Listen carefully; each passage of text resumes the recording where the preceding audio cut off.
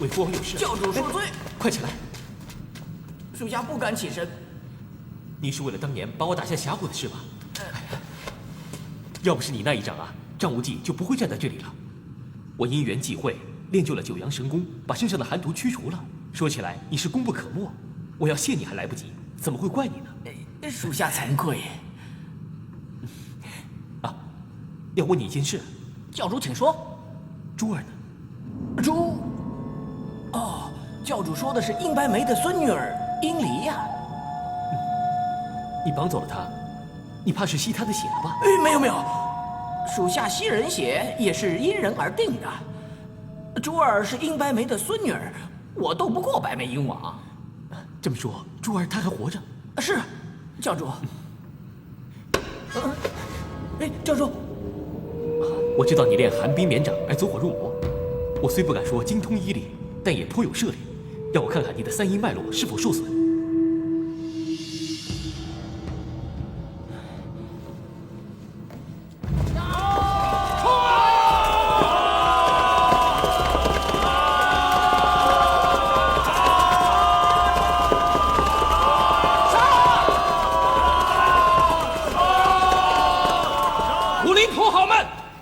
十恶不赦，见一个给我杀一个，绝不放过！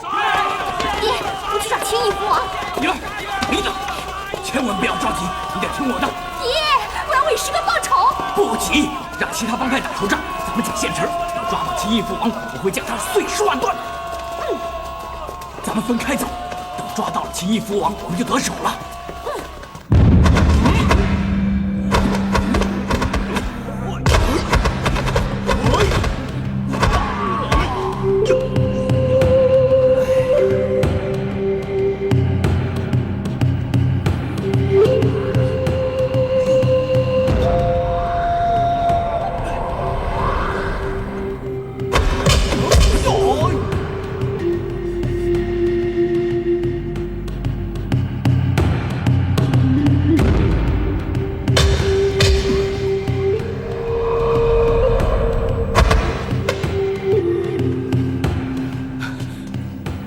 谢教主以九阳神功为属下解除了数十年的痼疾。哎，秦启，你的无意让我得到机缘，我这是回馈于你。韦父王，从今以后你就不必吸人血抗寒毒了。不用了，不用了。赵公子，杨左使有个不请之请，请你把小昭的锁打开。五儿，把小昭的锁打开。钥匙放在抽屉里面，走的时候匆忙没有带出来吗？那不妨，小昭，你去跟不回妹子去拿钥匙吧。嗯。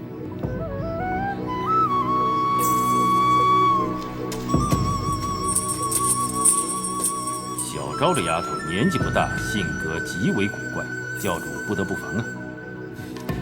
我对她装成急眼歪嘴、驼背瘸脚的怪样着实好奇，我也问过她的来历，她不说，我也不便追究。倒是他对我出自真诚的关心，我感激在心。要不是无忌哥哥开口，我才不会给你开锁呢。小姐，这些鸡鸣狗盗的下三流帮派，这跟土匪盗贼有什么区别啊？什么都没有了。那我的钥匙呢？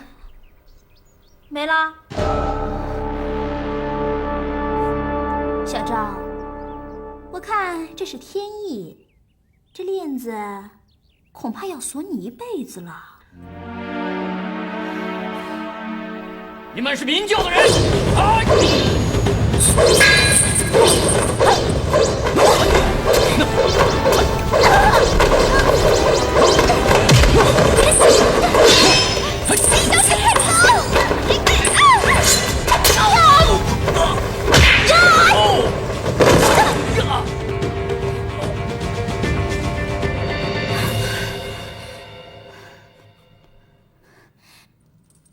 小昭，小姐，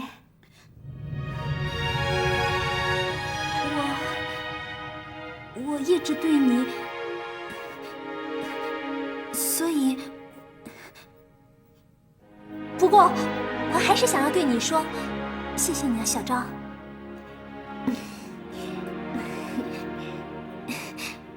我年纪比你大，如果你不介意的话，就叫我一声姐姐。小昭不敢，我一直对你不好，刚才你大可袖手旁观，可你却没有，反而挺身而出。哎，什么都别说了，来，我们去找无忌哥哥，看他有什么办法来解开你的铁链。走。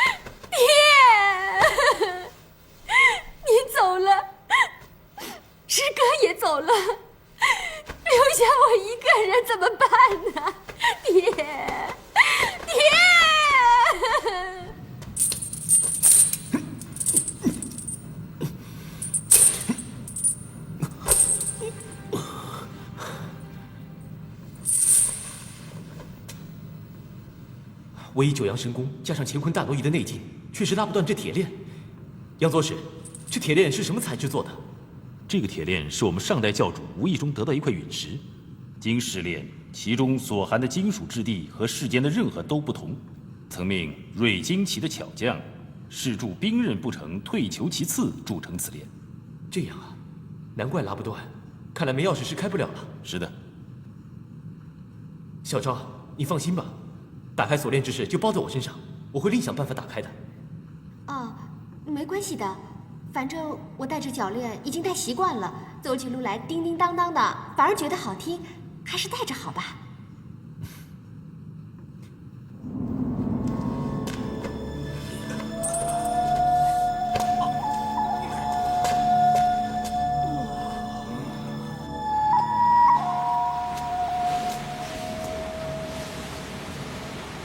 婆婆，我觉得这个地方真是荒凉无比，恐怕这里很难找啊。武烈这小子，他要是敢骗我，我让他死得难看。走，找找看。哦。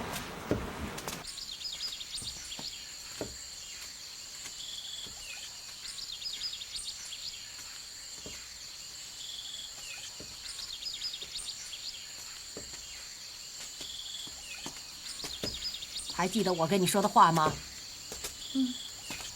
说话呀！当然记得。好，如果你碰到金毛狮王的话，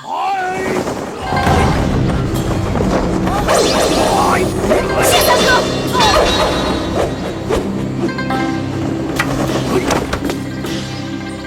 韩夫人，韩夫人，是我。20多年了，谢三哥的武功越来越让人佩服了。身边的丫头是你什么人？谢爷爷，我姓殷，单名一个梨字，是殷野王的女儿。你殷家的人，你怎么会在这里？婆婆是我的师傅。婆婆。没错，岁月不饶人，大家都老了。韩夫人，我隐居在冰火岛，你今天来，妹子是专门来找谢三哥的，真正的为我，到底是为了哪个？哼，想想看，又有谁知道谢三哥住在这儿呢？是小孩子讲给你听的。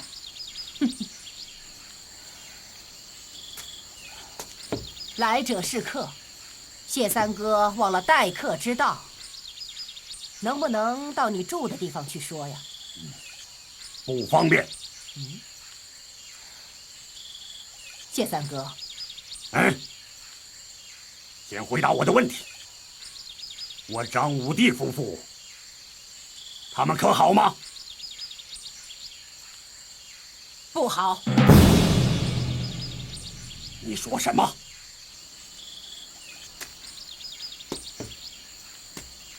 谢三哥，你真是久居孤岛，不知江湖之事啊！张翠山夫妇在10年前就已经身亡了。讲清楚，你讲清楚！张翠山夫妇2个人回到武当山之后，跟你有过怨仇和过节的人，都不停地来找他们，逼问你的藏身之处。张翠山夫妇不会是义士之人，无论他们怎么逼迫，都不肯说出你的藏身之处。他们夫妻俩，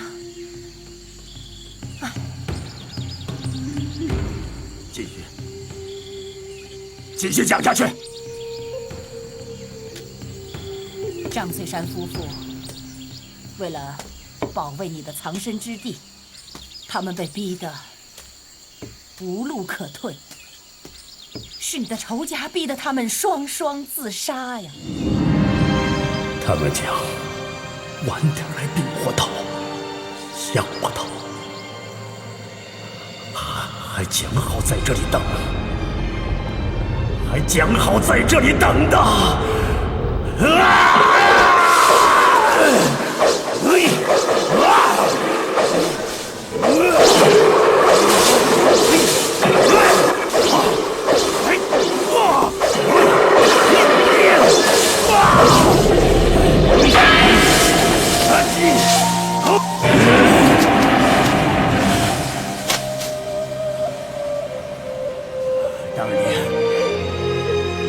当年我不离开冰火岛，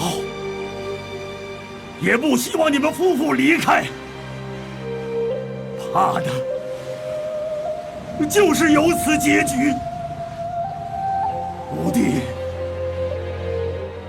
素素，是大哥害了你们，是大哥害了你们夫妇。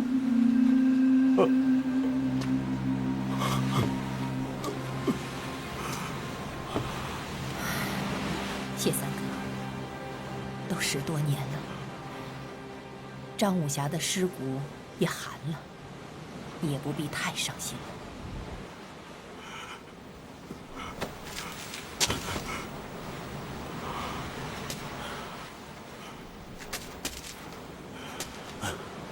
你告诉我，是谁逼死我张武帝夫妇的？当时我不在场，怎么会知道呢？好吧，就算我知道。不过我很好奇，谢三哥，你想怎么做呢？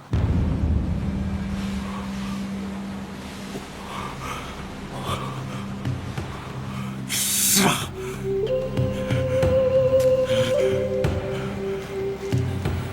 我杀！我金毛狮王不惜血染江湖，也要为我张武帝夫妇报仇。恐怕谢三哥是心有余而力不足吧？你说什么？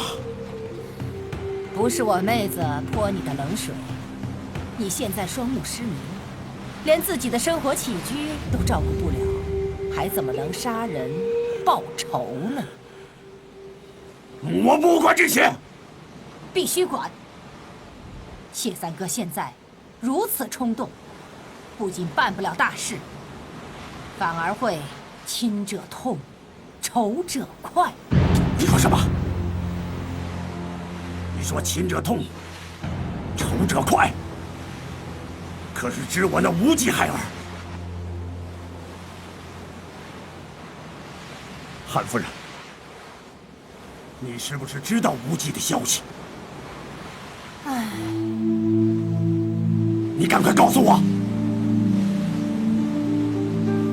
可怜张无忌中了玄冥神掌，日夜忍受寒毒的痛苦，我在蝴蝶谷曾经见过他，觉得这孩子聪明伶俐，讨人喜欢，有心想帮他，让他跟我去灵蛇岛。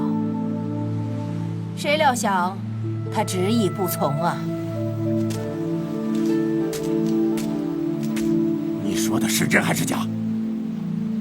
谢爷爷，婆婆讲的没有半句虚言。我记得当时我也让张无忌跟我们一起去灵蛇岛，可是他非但不肯，还在我的手上咬了一口，至今为止，齿痕依然还在。叶丫头，你过来。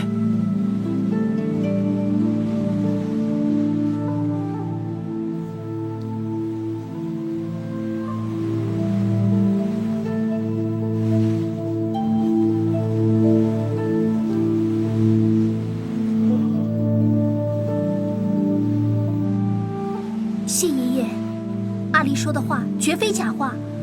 虽然事情已经过了10年了，但是阿离对张无忌依然甚是牵挂。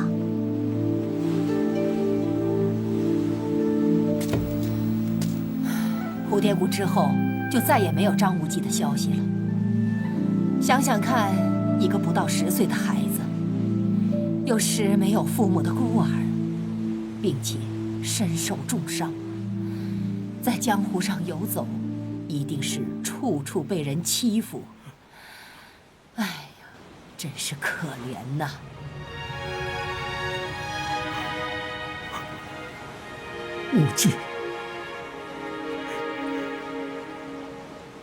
无忌孩儿。这样吧，谢三哥，无忌我来替你找，你的仇我来替你报。只要你把这屠龙刀借给我，妹子我不行！目前我唯一拥有的，就是这把屠龙刀。刀不在身边，我就无依无靠了。快点！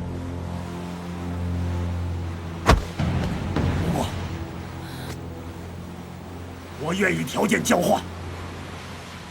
什么条件？我心挂无忌孩儿，只要你帮我找到他，屠龙刀，我谢逊愿意双手奉上。好，一言为定。一言为定。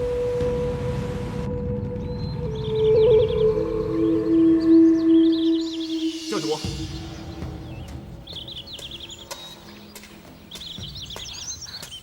教主，常大哥，哎，属下不敢僭越。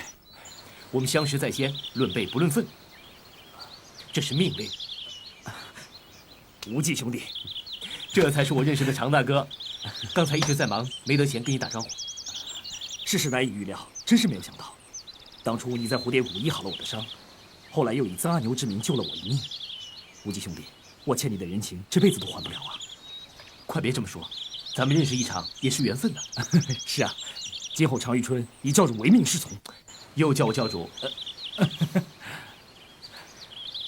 哎，我想上光明顶看看。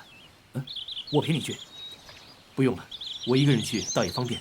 那教主，哎，无忌兄弟，小心点。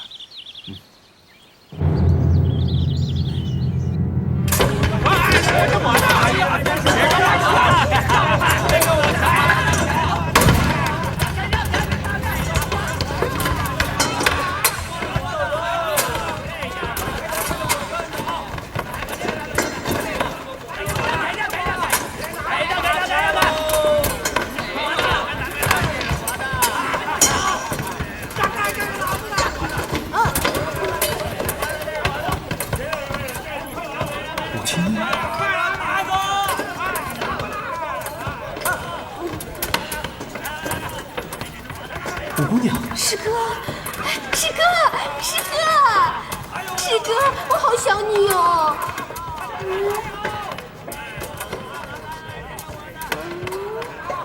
你不是师哥，师哥死了，你也死了，死了。死了，都死了。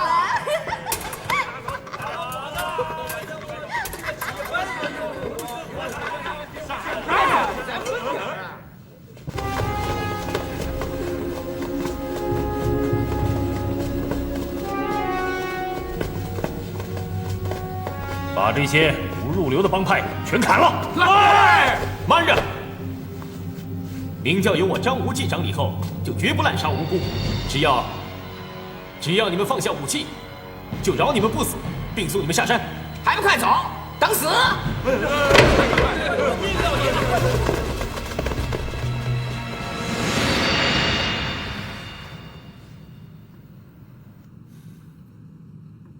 说句话，你们有我为教主，那我说的话，你们听是不听？听！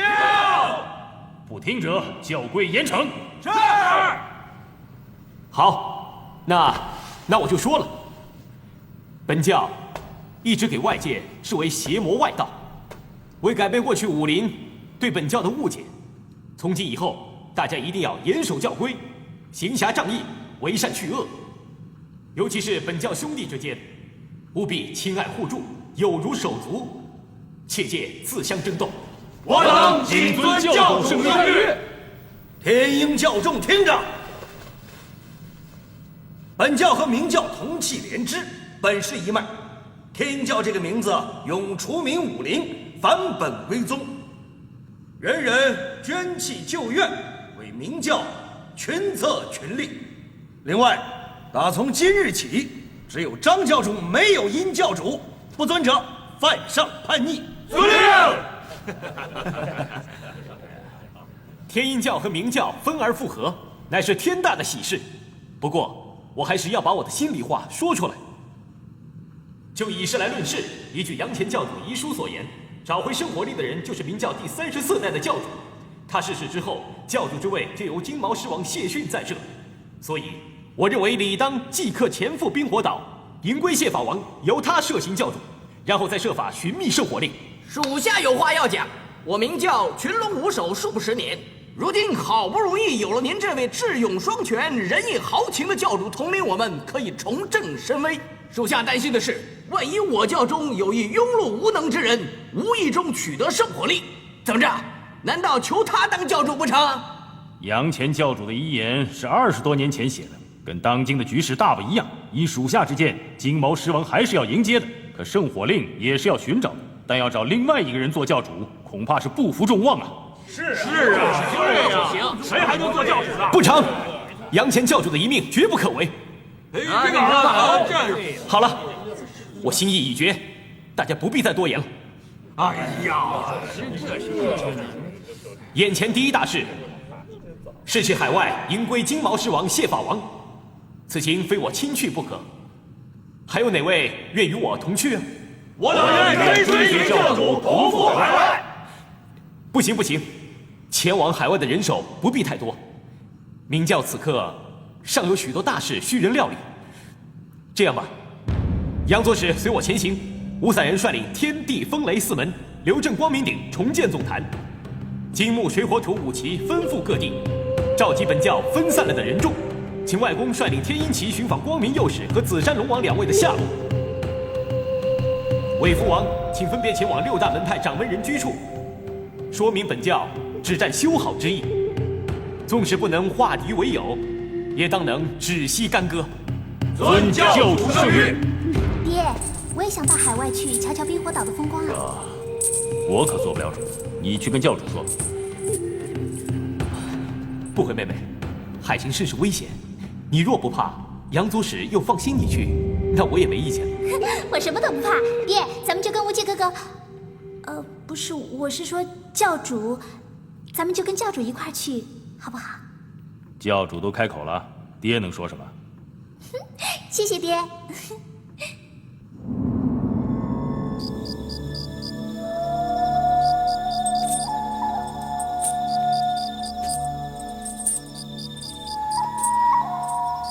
小周，我到处在找你啊。小周，我有好多话要跟你聊聊。怎么了？你不要难过，我答应过你，一定会帮你解开这玄铁镣铐的。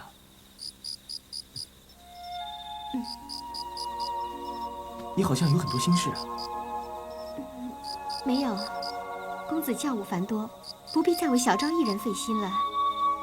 你要跟我聊什么？才几天时间，那么多事一下子全压在我头上。说是机缘也好，说是天意也好，我忽然莫名其妙地学会了乾坤大挪移，又赶鸭子上架成了明教教主。这些突发状况，我真的承受不了了。我觉得你处理得很好啊。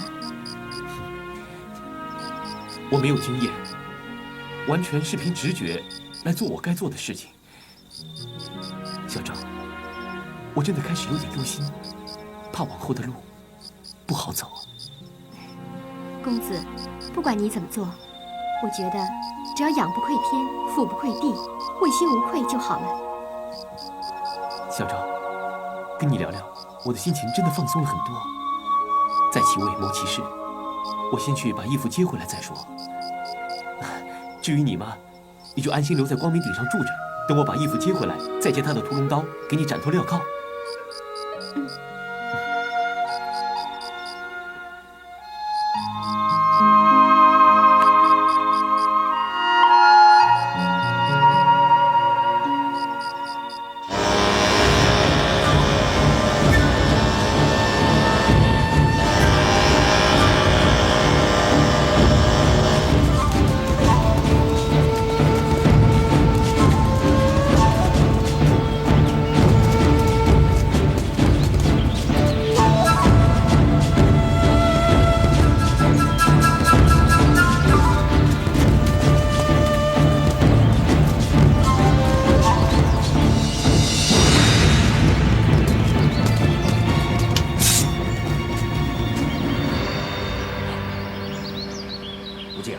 是昆仑派的。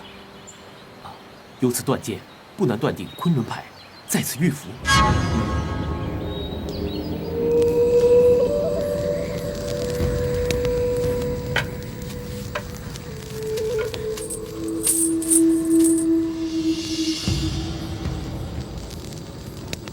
小赵。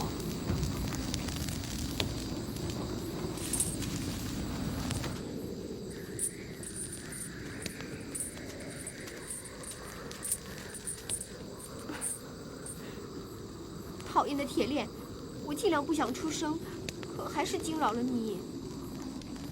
小赵，你怎么跟过来了？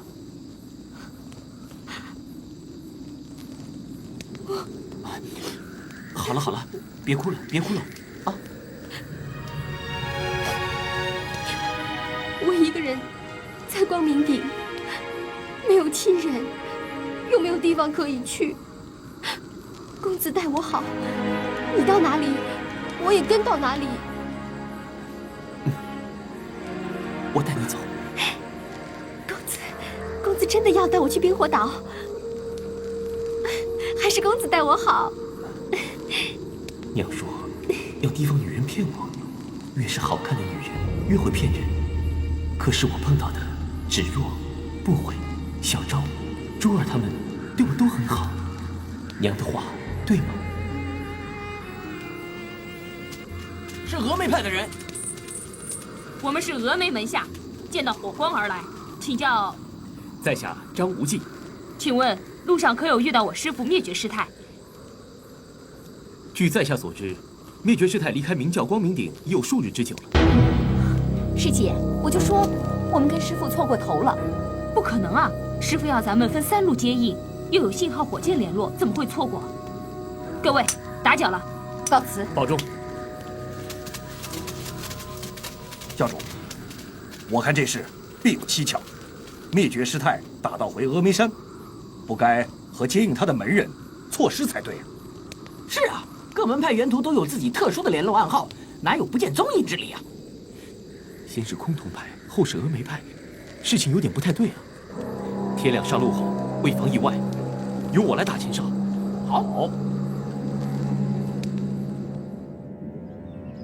教主，属下就此告别，赶回天鹰教，完成教主令谕，寻得光明右使范瑶和紫山龙王。外公，这是咱爷俩话别，不要那么硬邦邦的。好，好，听你的。无忌，此去冰火岛可要一路小心呐。我不会有事的，见到舅舅，代我向舅舅问好。哎，我也是纳闷啊，他和白堂主先我赶来光明顶，到现在我还没有见到他的面，我心中好是担心呢。会不会跟珠儿？珠儿？谁是珠儿？这说来话长，我改天再跟你详述吧。外公，一路顺风啊！好，告辞。记得那天舅舅跟我一起去追尾一笑，半途发现天鹰教有警，难道说舅舅着了道？教主，教主，前面有情况。是少林寺僧，一路中行发现了不少门派都遇害，这怎么回事？不管是谁干的，这事一定要查个水落石出，要不然这笔烂账一定会记在本教头上。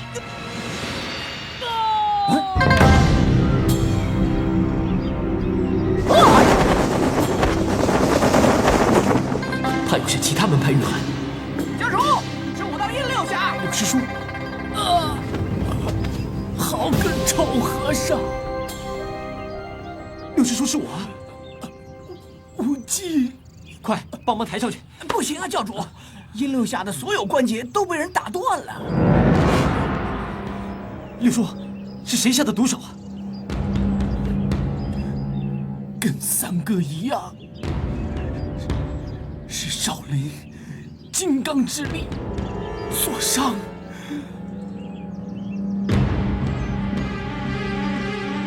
我记得爹提过，30波鱼胆岩也是被少林派的金刚之力捏得骨节粉碎，因此卧床已达20多年。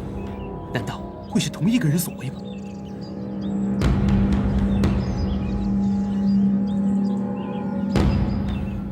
六师叔，你们不要太难过，你把这事交给无忌，我一定会让伤你的人难逃公道。你记不记得伤你的人是什么人？当时天太黑，对方出手又快，实在看不清楚，肯定是光头没错。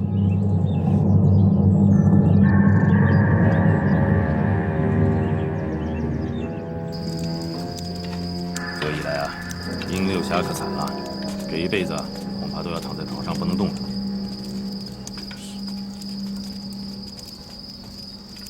爹，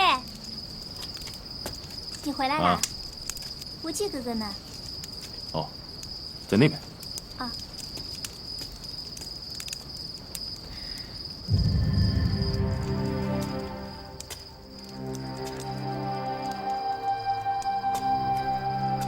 无忌哥，药已经买回来了，小城镇也不知道药量对不对。总比没有好，我找人去煎。不用了，我来煎吧。这药能医好他的伤吗？这药只能压制他断肢的伤痛，要复原不可能，断肢难续啊。就是说，他一辈子躺着不能动了。恐怕是一辈子都要躺在床上。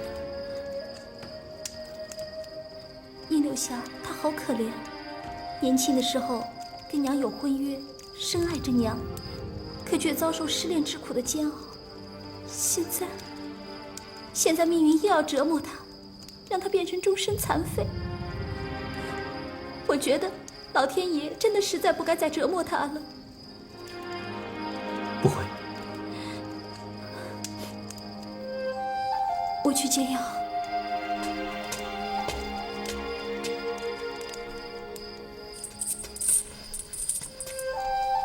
不会说的不错，老天爷是不该再折磨六叔了。你清楚，当年爹娘之所以自杀，全是为了对不起三伯。今日六叔，您又被同样的手法所伤，我再不去少林寺逼出那个罪魁祸首，我怎对得起我的爹娘啊？公子吃饭了。等一下，我好烦呐。少林寺这趟路，公子是势在必行吧？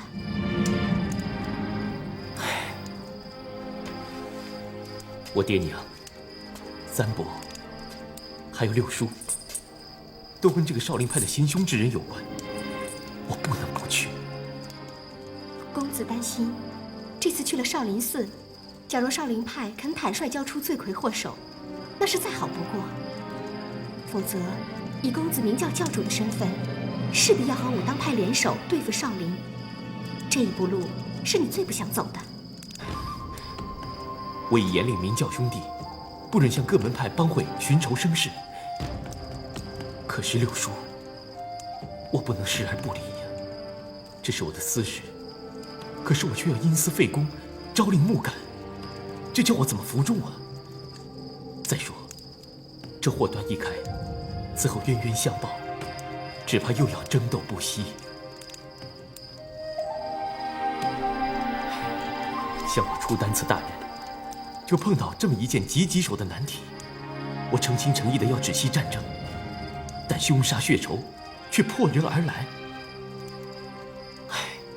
我担当了明教教主这一重任，推不掉，甩不脱，恐怕从今以后，烦恼艰困，将是无穷无尽。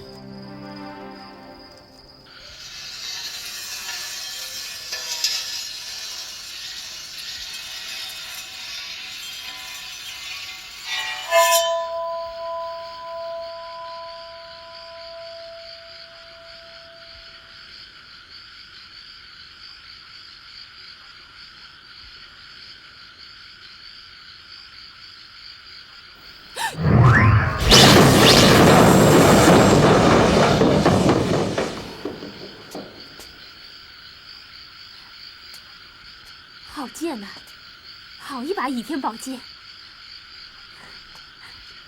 郡主，有张无忌的行踪了吗？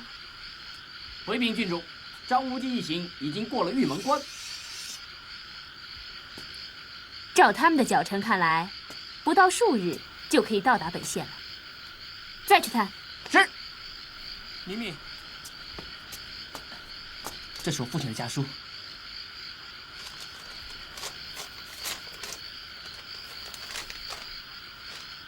我母亲病危，要我和你回家一趟。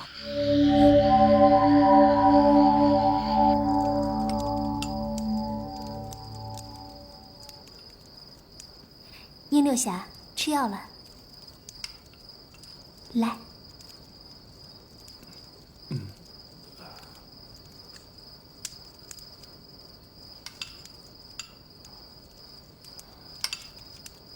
小福，小福，小福，你是不是小福啊？你是不是小福啊？当心啊，药啊！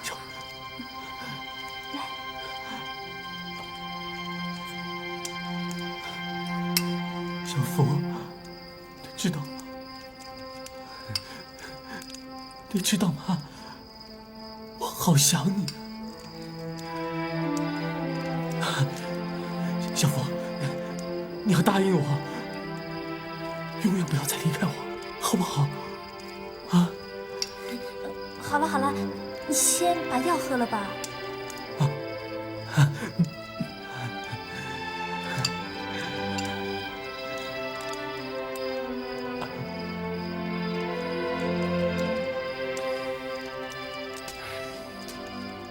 这事就这么办。教主，教主，找我们有事儿。我想改变行程，不去冰火岛了，先去嵩山少林寺。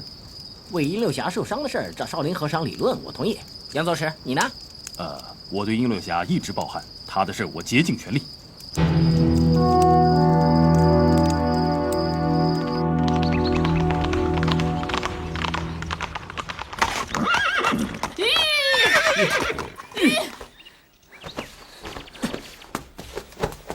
小王爷，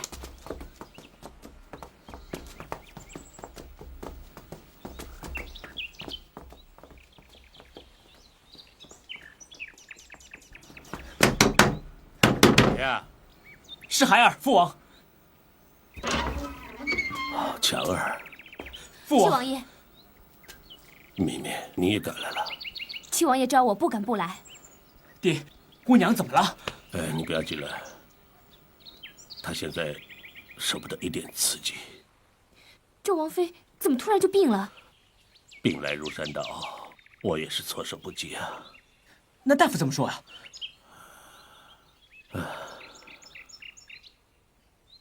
父王，尽力，只有尽力了。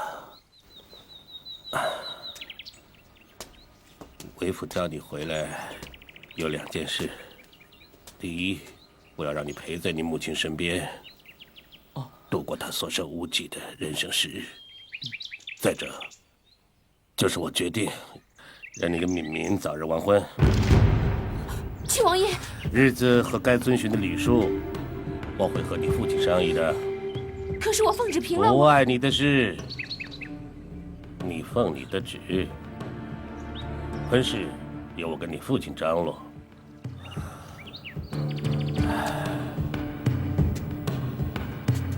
只可惜你母亲不能安享儿孙绕膝之乐。但是我要让她见到独子完婚，我不希望她抱憾而去。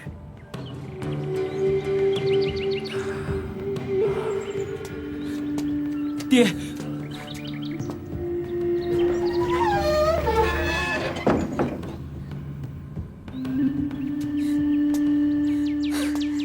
咪咪，咪咪，我不在你身边保护你，你自己要万事当心啊！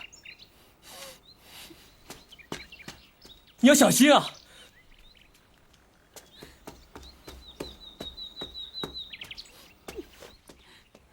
仗着皇亲国戚，说定日子成亲就成亲啊！哼，我才不吃这套，到时候我要你找不到人。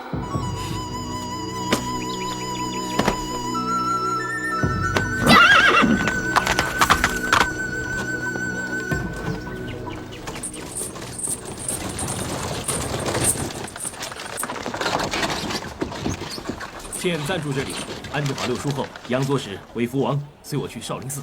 下马打尖。是啊。你们一定要小心点啊！哎，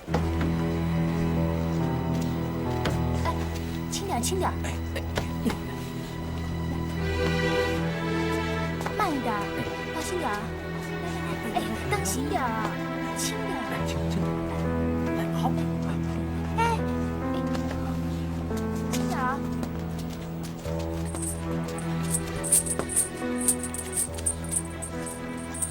教主，请。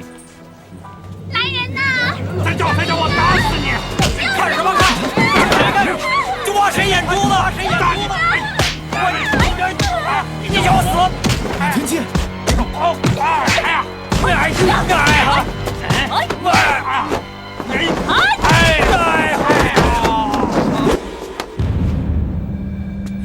倚天剑，真是倚天剑，没错。灭绝师太身不离剑，怎么会在他身上？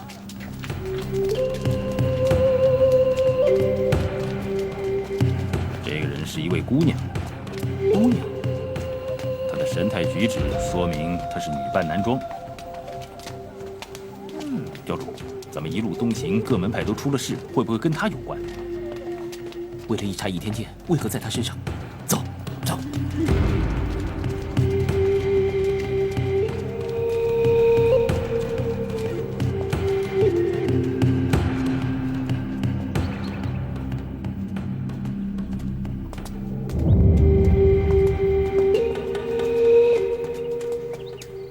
地上仰慕名叫张教主，人侠高义，特命小人在此恭候，请各位入庄。对方是有意引我们来此。教主，谨防有诈。如果不进去，怎能解决对倚天剑的疑惑？我们是否见过面三位是当世英雄，陛上心仪已久，今日路过，岂可不奉上水酒3杯，聊尽地主之谊？请问贵上名为如何称呼？陛上姓赵，归民不敢擅称。归名？教主，对方无意隐瞒女扮男装，越是如此越要小心。哎呀，想那么多干嘛？人家愿意暴露身份，就足见以诚相待了。好，跪上相邀，却之不恭，请带路。请。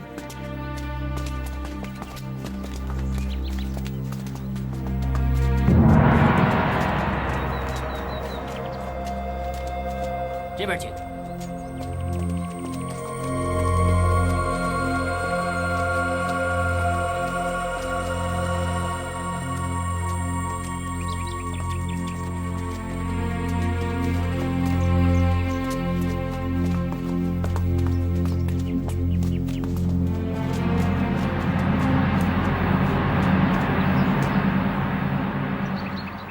明教的3位朋友能驾临绿柳山庄，真是蓬荜生辉啊！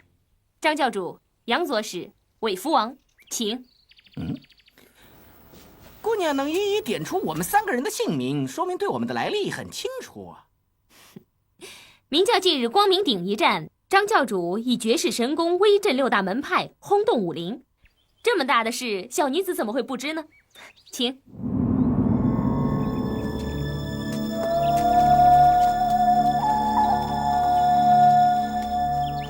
各位路途劳顿，请用些饭菜吧。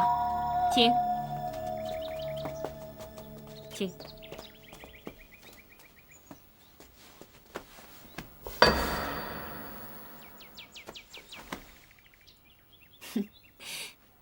这是绍兴的女真陈酒，在地窖藏了18年，请各位尝尝味道如何。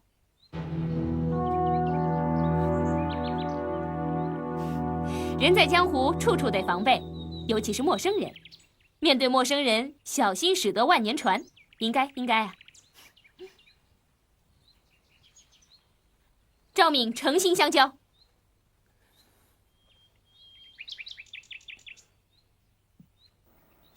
我说的没错，这是好酒吧。3位尽情放怀，无需客气。赵姑娘，承蒙厚待，我等无不感激。在下有句话想问，只是不便出口。张教主实在太见外了。我行走江湖多年，所谓四海之内皆兄弟。如果张教主不嫌弃，大家可以做个朋友。有什么吩咐，愿竭诚奉告。既是如此，在下就直言了。请问赵姑娘，这把倚天剑从何处得来啊？自从和你们3位相遇，你们的目光就没有离开过倚天剑，不知有何缘故啊？实不相瞒，此剑原为峨眉派灭绝师太所有，必教弟兄命丧此剑之下的实不在少。在下自己也曾被此剑穿胸而过，险些丧命，适宜关注。张教主神功无敌，听说曾以乾坤大挪移法从灭绝师太的手中夺过此剑，又听说此剑伤了张教主，是一个武功平平、峨眉派的女弟子，这让我很不解呀。由于对方来得过于突兀，在下未及留神，所以失手受伤。想必那位伤你的周芷若周姐姐一定美若天仙，才会让张大教主失神，是不是啊？姑娘取笑了，在下回敬赵姑娘。不敢。哎呀，非常抱歉啊，我进去换件衣服，你们不用客气。跟我来。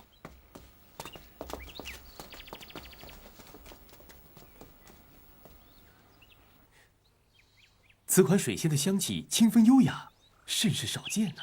哎，这个赵姑娘把宝剑留在这里，还挺放心的啊。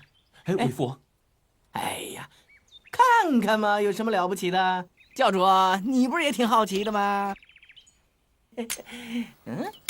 怎么了？这剑怎么那么轻啊？哎，木剑，一股檀香味儿，的确是檀香木所制。赵姑娘为什么要以木剑以假乱真呢？教主，就怕这赵姑娘对我们的来历知之甚详，十有八九不怀好意，恐怕我们身处险境，属下认为还是赶快离开为好。他哪敢轻举妄动？咱们3人还怕他？哼，话不能这么说。自打我们进入绿柳山庄，到处透着诡异，似正非正，似邪非邪，我在这江湖混了大半生，也看不出是何道理。要想在此久留，势必受制于人呐。我看不出什么诡异。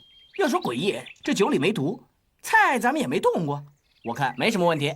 再怎么说，教主来此就是为了查访倚天剑，咱们就这样走了，不是半途而废吗？你放心，这位赵小姐布下的一阵，自是有备而来。我保证她还会找上我们的。好，我们此刻有事在身，不必多生枝节，日后以逸待劳，一切等弄清楚、看明白再说吧。张教主，劳烦通告贵主上，多谢盛宴，我有要事在身，先告辞了。请张教主亲自向小姐辞别。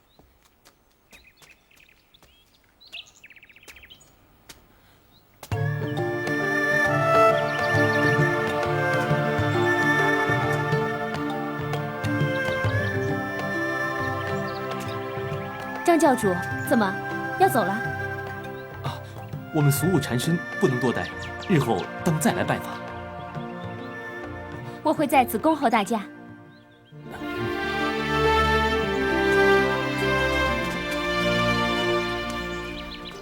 我说杨左使啊，你太大惊小怪了。我看人家赵大小姐未必有歹意，她拿一柄木剑跟教主开个玩笑，那是女孩家胡闹，你还认真了你？我也说不上来，总觉得不对劲儿。哎呀，我说你呀，堂堂的光明左使，在光明顶一战之后，犹如惊弓之鸟啊！哎呀，魏夫，你怎么了？没事没事，可能是女针灸太烈了，我脑袋有点晕呢。哎呀，不对呀，我才喝了1盅啊，应该站得住。魏夫，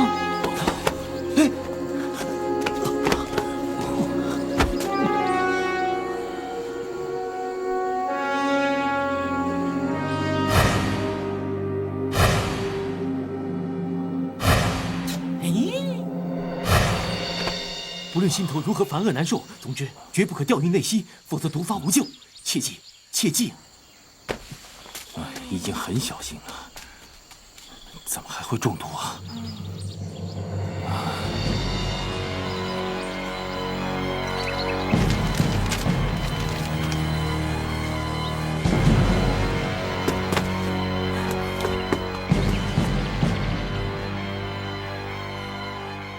我说过，我会在这里等候张教主的大驾。赵姑娘，在下向你讨起棵花草。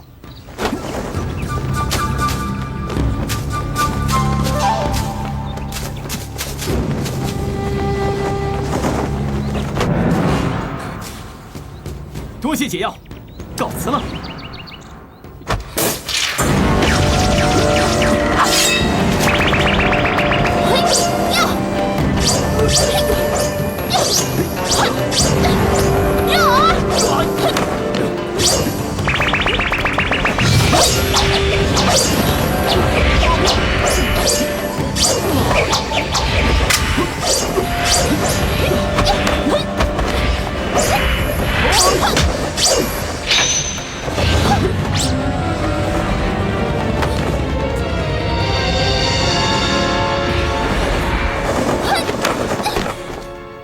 张公子，你这什么功夫啊？乾坤大挪移吗？我看你是平平无奇嘛。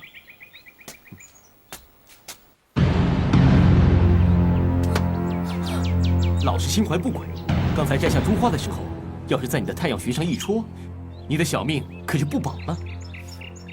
你喜欢这朵珠花就送给你啊，不需要动手强抢嘛。那就还你吧。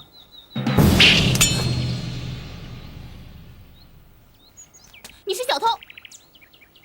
此话怎讲？你偷了我珠花上最大的2颗珍珠。无理取闹，我没工夫理你。你自己看啊，是不是少了2颗珍珠？我没拿珍珠，而珍珠不见了，这就只有一个解释，这就是你故意摘去，再施诡计。张无忌，你若有种，就走到我跟前3步。我不受你激将，你说我胆小怕死，说我没种，都随你吧。算了，今天算我栽到头了，我回去怎么见我师父啊？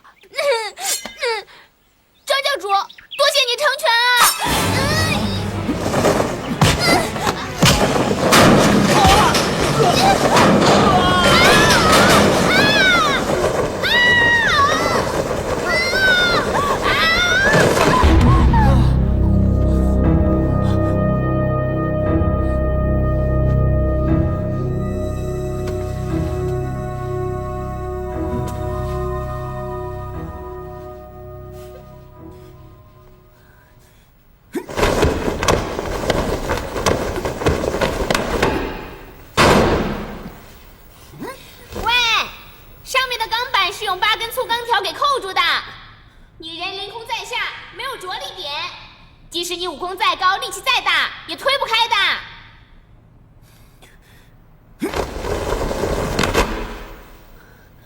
你骂我啊？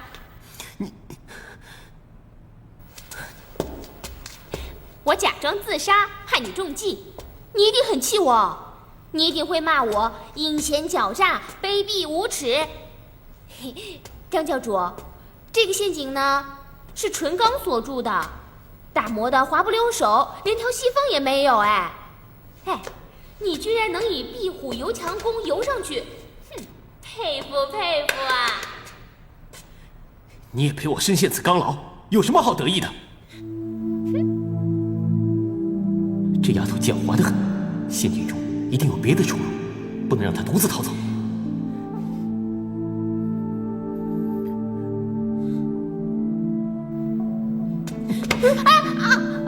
你干嘛？我怕你独自逃出去。要活命，我劝你趁早开了翻版。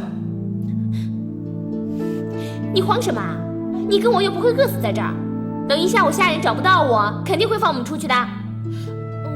可是我担心的是，他们若以为我出庄去了，那就糟啦。这陷阱之中没有开启翻版的机关吗？瞧你生了一张聪明脸，怎么会问得这么笨呢？这陷阱又不是设来自己玩的，这是用来捕捉敌人的。难道在这里面设一个机关，好让敌人脱身啊？哎呀，你别急嘛，休息会儿。不行，我多耽搁一会儿，杨作士和韦父王性命就多一份危机了。你要是再不立刻放我出去，休怪我心狠手辣。好啊，你杀了我，你也出不了这钢牢。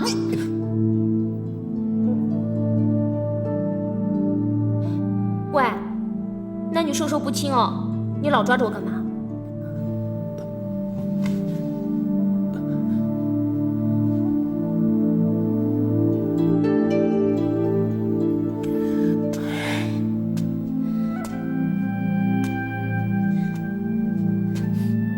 我讨厌你。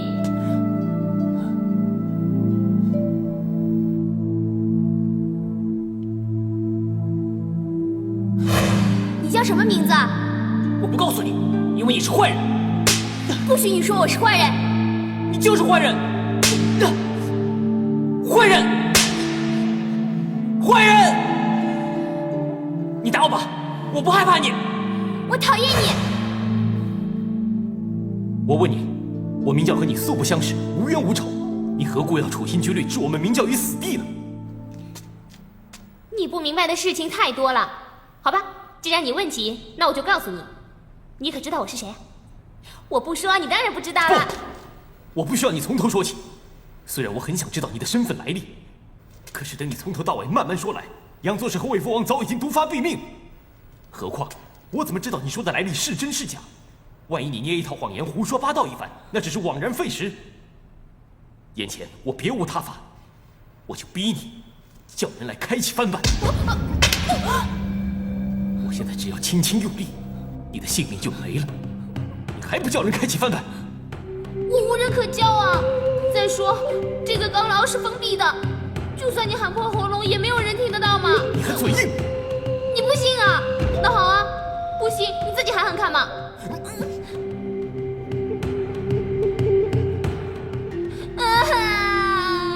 你欺负我！我哪有想欺负你啊？我只是要你放我出去。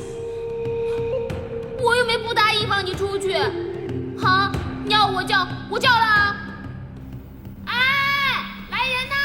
我掉在钢牢里面了，快来人，把翻板打开啊！喂！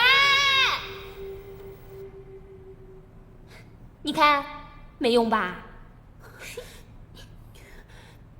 你不羞，你又哭又笑的成什么样子？你自己才不羞呢！一个大男人欺负我一个弱女子。你是弱女子，你诡计多端，你比10个男子还厉害。多谢张大教主称赞，小女子当之不愧。你。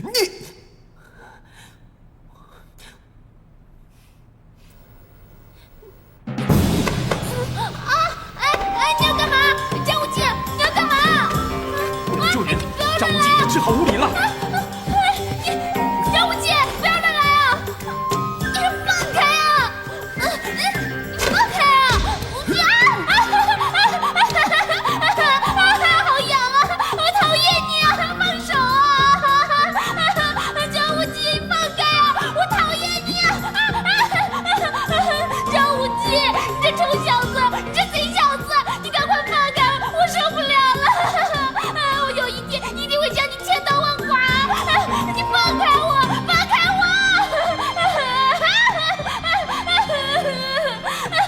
你饶了我，饶了我吧！你饶了我，饶了我吧！放开我，放开我啊！张无忌，放开我！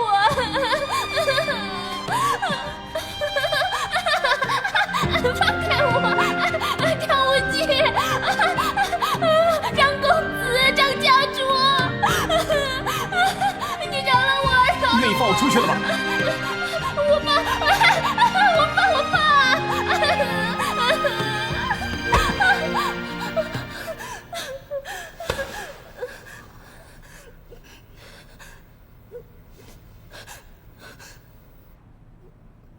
帮我把我的鞋袜穿好。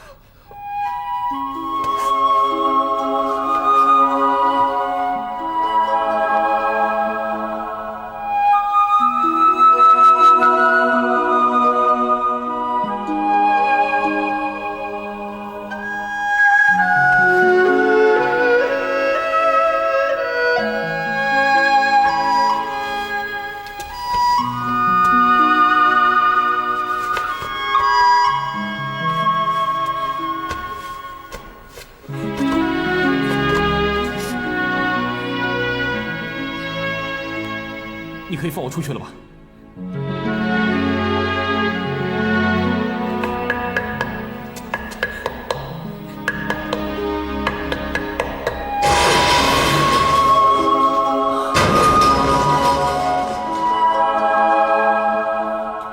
赵姑娘，适才在下，实在是迫于无奈，如有无礼之处，这里跟你谢罪了。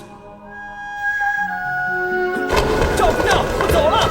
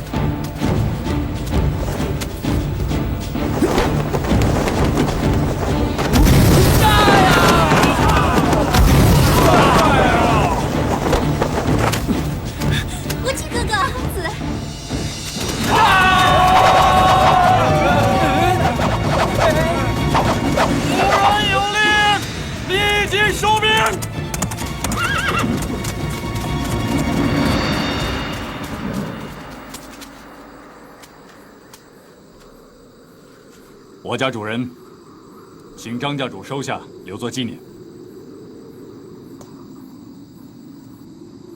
后会有期。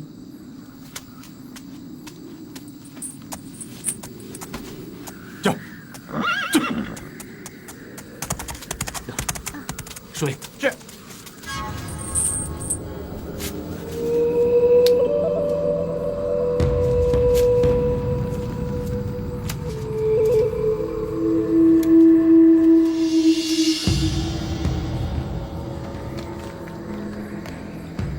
你们怎么会来这里？哦，是这样的，我们一直等不到你们回来，师不回姐怕你们出事，赶来支援，刚好碰到援兵要杀害杨左使他们。好狠毒的赵敏啊！无忌哥哥，你说谁呀？这是绿柳山庄的主人，他处心积虑，双管齐下，想置我们于死地。没事了。多谢教主。爹，属下不解，在绿柳山庄处处小心，怎么还会中毒呢？那赵姑娘下毒的心机非常高明，我带的花就叫醉仙灵符，此花难得却无毒性。那把假倚天剑乃是用海底的麒麟香木所制，本身也是无毒，可是这两股香气混在一起，变成了剧毒之物了。哎呀，都怪我呀！我手痒啊，拔出倚天剑，我瞧什么瞧啊我！他既处心积虑的设法陷害，魏福王就是不去动剑，他也会差人前来拔剑下毒，那是防不了的。你们看，这位赵姑娘早就算到咱们解毒之后会去烧庄，她就先把庄子烧了。此人虽是女流之辈，确实是个劲敌呀。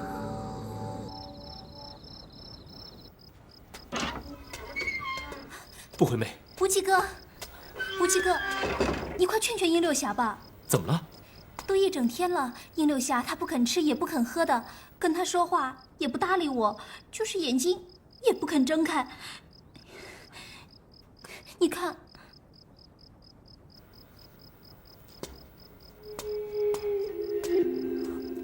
六叔，不回说，我问你一句话，你要老实回答我。小侄知无不答。我的断肢有没有希望复原？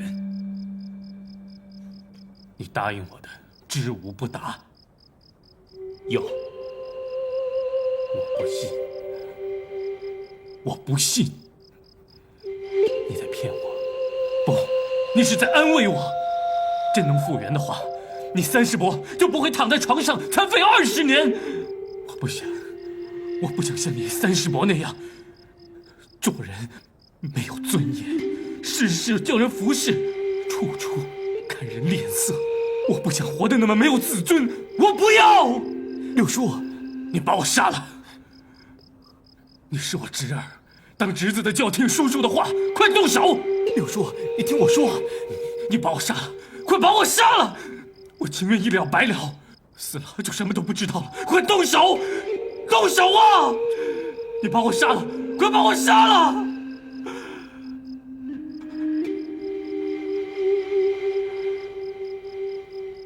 在感情上，我已经是个伤兵了。现在我活着一点意义也没有。无忌，我求你杀了我，让我早点解脱，让我早点脱离这个悲惨的世界。黑玉断续膏，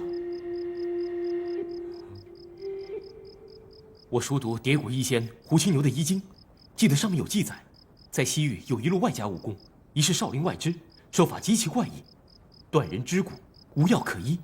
仅其本门秘药黑玉断续膏可续接断肢，然而这个膏如何配制，却其防不传。六叔，你要相信我，我不是信口开河。无忌，你去少林寺就是讨那个黑什么？黑玉断续膏。无忌，你给了我生机，就不要让我失望，好吗？不会的，六叔，哪怕跪求，我也要坤文大师给我黑玉断续膏的。六叔，你安心吧，我回房去了。无忌哥，刚才你说的黑玉断续膏，真的有这种圣丹妙药吗？这只是胡青牛的医经记载，到底少林寺有没有黑玉断续膏，我不敢保证。那你……我答应了六叔，我会竭尽全力去找。哦，不回妹，我还要谢谢你。谢我什么？照顾六叔。其实，小时候，我常听我娘聊起殷六侠，娘对他总是充满了愧疚，每每提到他，娘的眼泪就怎么也流不止。可能是小时候听娘说多了，心里对殷六侠就有一种说不出的好感。我总觉得我应该为我娘做些补偿，我也说不上来。不跟你说了，我去看看殷六侠，他肯不肯吃一点东西。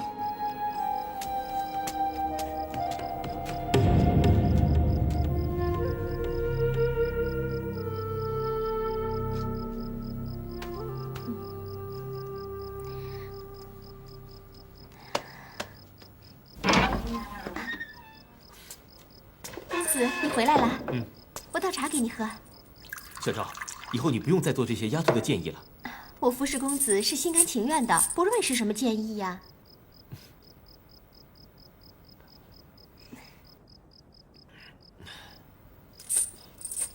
哎，这里面装的是什么呀？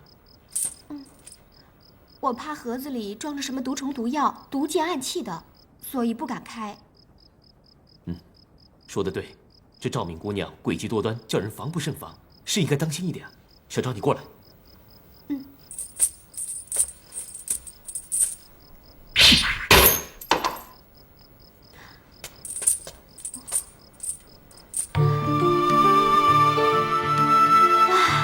好漂亮的珠花啊！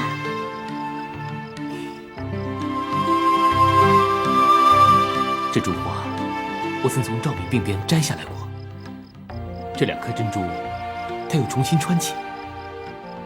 我不明白她是何用意。公子，这位赵姑娘对你可好得很呐，特地派人送这么贵重的礼物给你。我是男人，要这种姑娘用的首饰有何用呢？小赵，你拿去戴吧。不，送珠花给你，就表示人家对你有情意呀，我怎么敢收呢？小赵，你瞎说什么呀？拿去。我这……公子，难道送你个礼物也不成啊？好吧，小昭只好谢过公子了。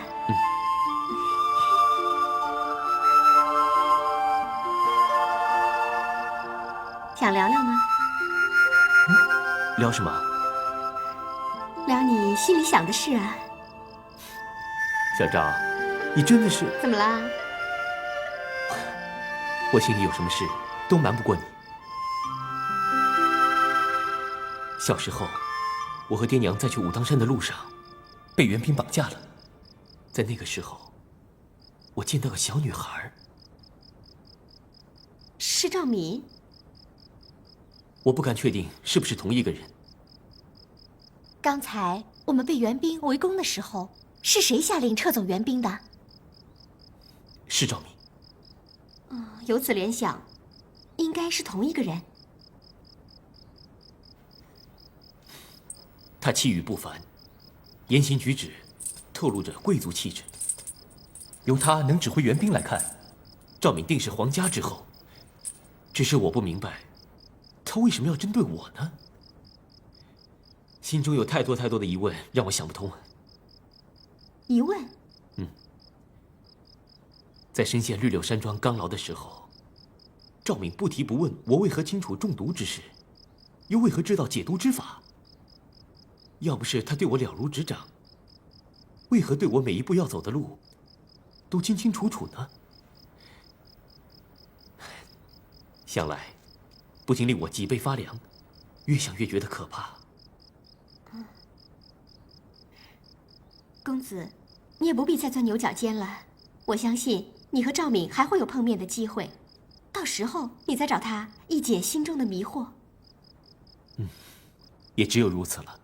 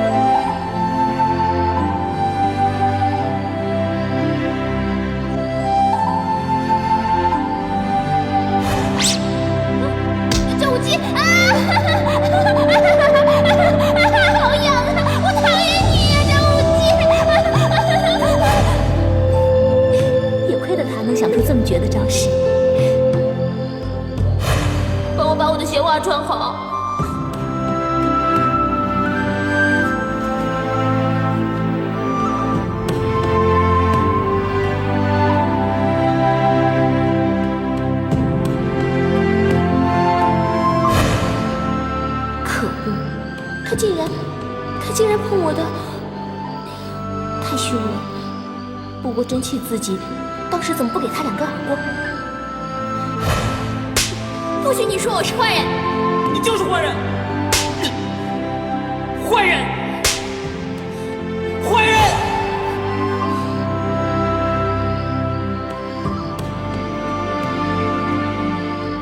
难道在那个时候我就对他有……不行，我不能乱想。我答应爹要帮他平乱，消灭叛军。明教是叛乱的根源，绝不可心软。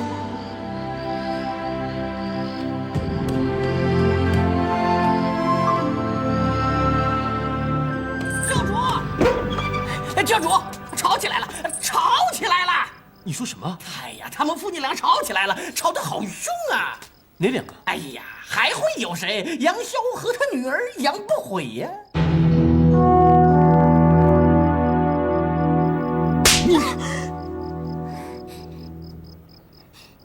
你被我说到心里的痛处，恼羞成怒了。你还说？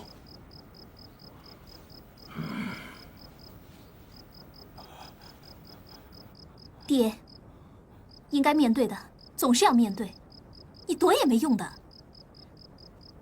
因为你是我爹，所以我才会这么说。我相信这么多年来，你心里也不好过。夺人所爱不是男子汉的行径啊，爹。我跟你娘是2厢情愿。那你告诉我，为什么娘不肯跟你厮守终身？因为她觉得她对不起跟她早有婚约的殷六侠，所以宁肯一个人把我抚养长大。她为你取名不悔，也是证明她对我的情谊。永不后悔，爹。教主，无忌哥哥，我刚才听韦福王说，你们父女起了争执。教主来的正好，请教主说句公道话。明天一早，我们必须赶往嵩山少林寺，因为殷六侠行动不便，怕耽误行程，我想让他暂住客栈，派2个人照顾他。待少林事毕之后，我们再回来接他。可是，不悔执意要留下照顾六侠。说是爹，他不方便说，我来说。我之所以要留下来，是要代母补过，替父赎罪。这个，常言说道，清官难断家务事，我在这儿是多余的，我睡觉去了。家务事的确难处理，不过杨左使，你要我直说，我就说了。此番前去少林寺，吉凶未定，去的人越少，就越减一分危险。其实我本来也就想把小昭、不悔，还有我六叔留下来。至于不悔妹妹为父母补过赎罪，在我认为，任何人都无权否定，甚至反对她的一片孝心。杨左使，一切依教主之言。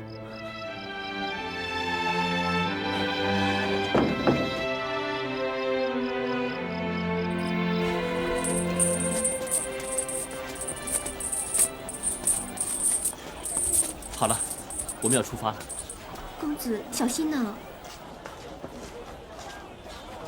爹。对不起啊，昨晚的事，您不要生女儿的气好吗？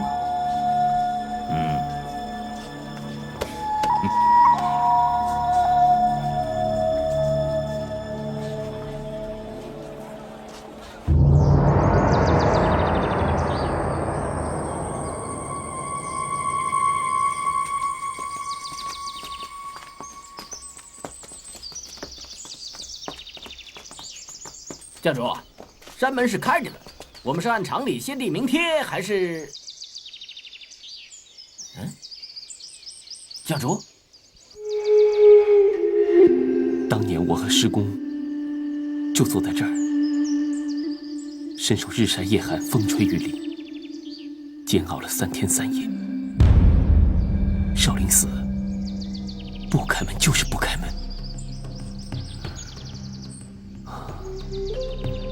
我好思念师公啊！教主，我和空文大师有约，直接入寺，不必拜帖了。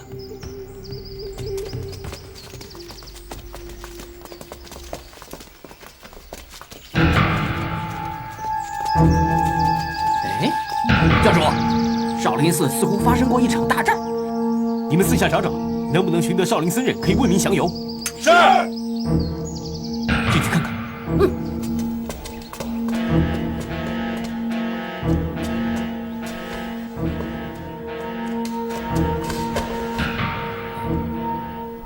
这里经过了一场激战，看起来非常惨烈。少林神宿何止1000人，怎么一个人都不见？名叫张无忌，求见方丈空文大师。一个人都没有，看来事非寻常啊！属下推论，少林必然受到重创，只是不知江湖中哪个帮派有如此能力呀？教主，教主，启禀教主，少林罗汉堂中的18尊罗汉像好像给人移动过，不知其中是否有蹊跷？去看看。教主，我实在看不出这18罗汉有什么古怪。禀教主，这每一尊罗汉像都像给人推动过。本来属下疑心后面另有门户道路，但探查四周均无密门密道。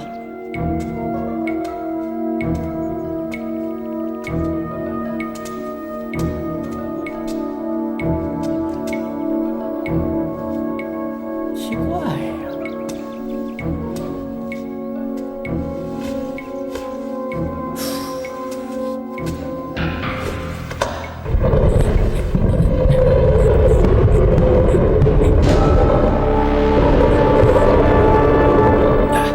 教主，上面有字。怎么有字？刻痕甚新，显然是刚刻不久啊。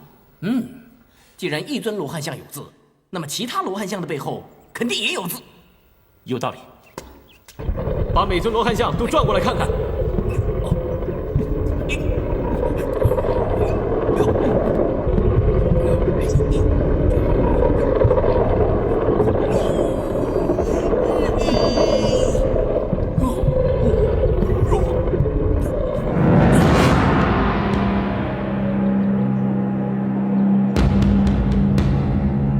先诛少林，再灭武当，唯我名教，武林称王。教主，咱们快把这些字刮掉，不做冤大头。敌人用心恶毒，但是刮去这几个字也未必有用。是啊，少林被灭，这账算到我明教头上，那可怎么办？刻下这16字之人，既是存心嫁祸本教，使本教承担毁灭少林派的罪名，好让武林群起而攻。可是为什么又是罗汉像背向墙壁，不将这16个字翻向外面呢？对呀，这么一说我就明白了，这些罗汉像一定是另外有人转过去的，有人在相助本教。这个人是谁呀？这其中的原委也只有教主，先诛少林，再灭武当，只怕武当派即将有难。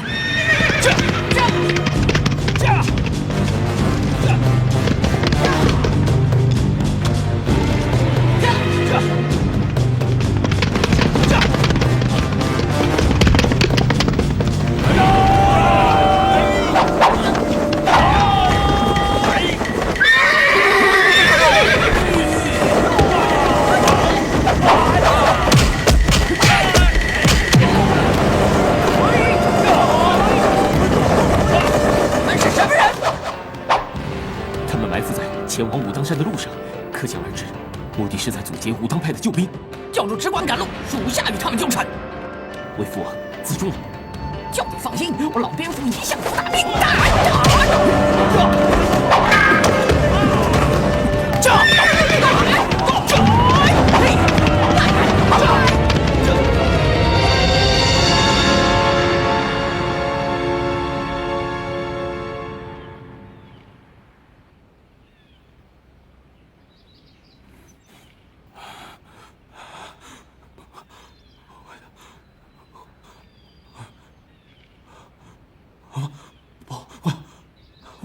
我要回去，我要回去！叶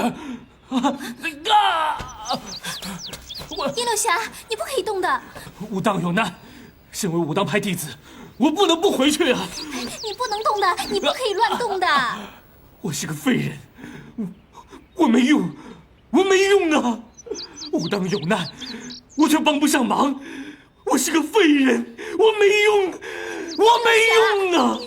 你不啊，你现在是不可以动的，你千万不要这样子。像我这样活着，真的生不如死，还不如死掉的好。我求求你，你杀了我吧，好吗？殷六侠，你不要难过了，也不要自暴自弃，我会照顾你的，你放心吧，我会在这儿全心全意的照顾你的。无忌哥哥说他会帮你找到黑玉断续膏，为你续接断肢，起码你要为着希望而活啊，对不对？殷六侠，你就放心吧，无忌哥哥会尽力的。再说，我爹已经飞鸽传书通知光明顶了，现在啊正带人赶去武当和教主会合呢。你放心吧，武当一定不会有事的。杨姑娘，不悔，你可以叫我不悔啊。不悔，我求你一件事。你说吧。带我回武当。身为武当弟子，我必须为武当去死。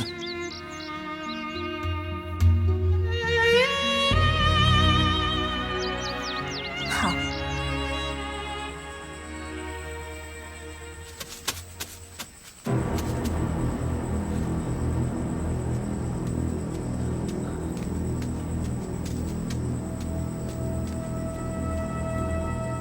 和尚，难不成是少林寺僧人？怎么会是一个人呢？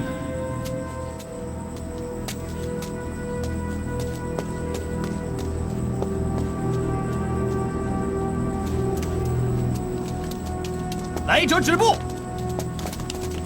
是哪一路的朋友深夜光临武当？少林僧人空相，有急事求见武当前辈张真人。原来是少林派空字辈的前辈大师，请。